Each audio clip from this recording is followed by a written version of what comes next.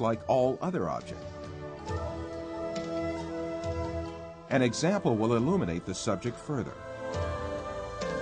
Let us think that we extend the nerves reaching our brain and put it outside our head, where we can see it with our eyes. In this case, we would be able to see also our brain and touch it with our fingers. This way, we can understand that our brain is also nothing but a perception formed by the senses of vision and touch. Then, what is the will that sees, hears, and perceives all other senses if it is not the brain? Who is it that sees, hears, touches, and perceives the taste and smell? Who is this being that thinks, reasons, has feelings, and moreover that says, I am me? One of the important thinkers of our age, Karl Popper, also poses the same question. Since the Greeks, philosophers have been thinking about the ghost in the machine, the small man within the small man, etc. Where is I, the person who uses his brain? Who is it that realizes the act of knowing? As St. Francis of Assisi said, what we search for is the one that sees.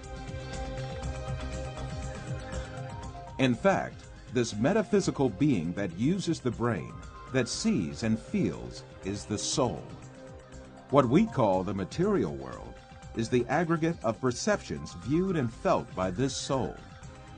Just as the bodies we possess and the material world we see in our dreams have no physical reality, the universe we occupy and the bodies we possess now also have no physical reality. The real absolute being is the soul.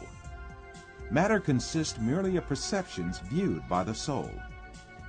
Yes, even if we start with the presupposition that matter is real, the laws of physics, chemistry, and biology all lead us to the fact that matter consists of an illusion and to the inevitable actuality of a metaphysical matter. This is the secret beyond matter. This fact is so definite that it alarms some materialist scientists who think matter to be the absolute being. Science writer Lincoln Barnett says in his book, The Universe and Einstein, along with philosophers' reduction of all objective reality to a shadow world of perceptions, scientists have become aware of the alarming limitations of man's senses.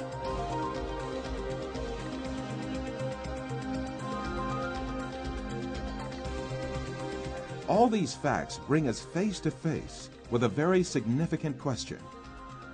If the thing we acknowledge to be the material world is merely comprised of perceptions given to our soul, then what is the source of these perceptions? In answering this question, we must consider the fact that matter does not have a self-governing existence by itself, but is a perception.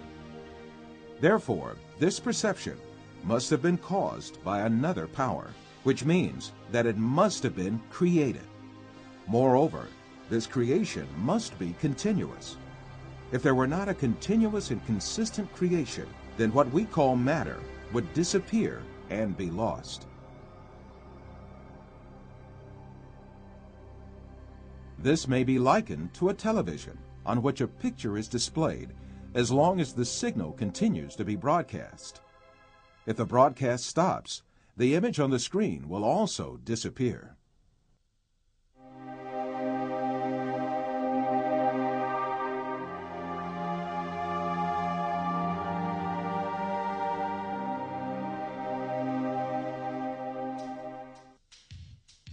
So, who makes our soul see the earth, people, plants, our bodies, and all else that we see?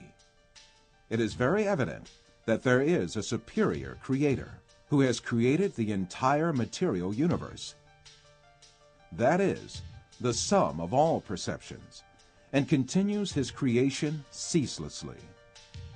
Since this creator displays such a magnificent creation, he surely has eternal power and might.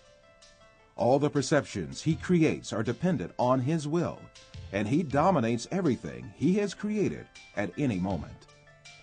This Creator is Allah, the Lord of the heavens and the earth. The only real absolute being is Allah. All things except Him are shadow beings He created. This reality is explained by the great Islamic scholar, Imam Rabbani, as follows.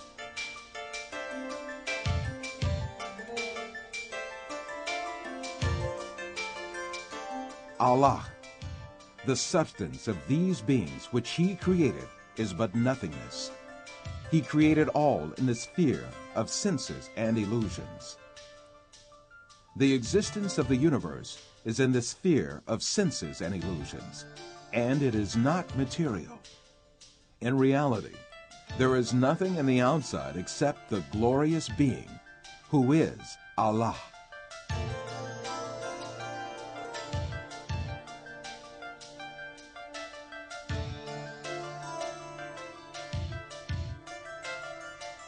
In all the four corners of this universe that is made up of perceptions is Allah's being as the only real being. Therefore, the closest being to man is Allah.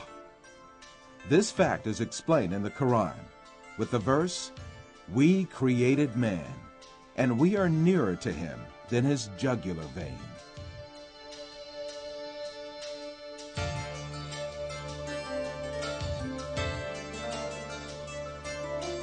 Wherever we are, Allah is with us.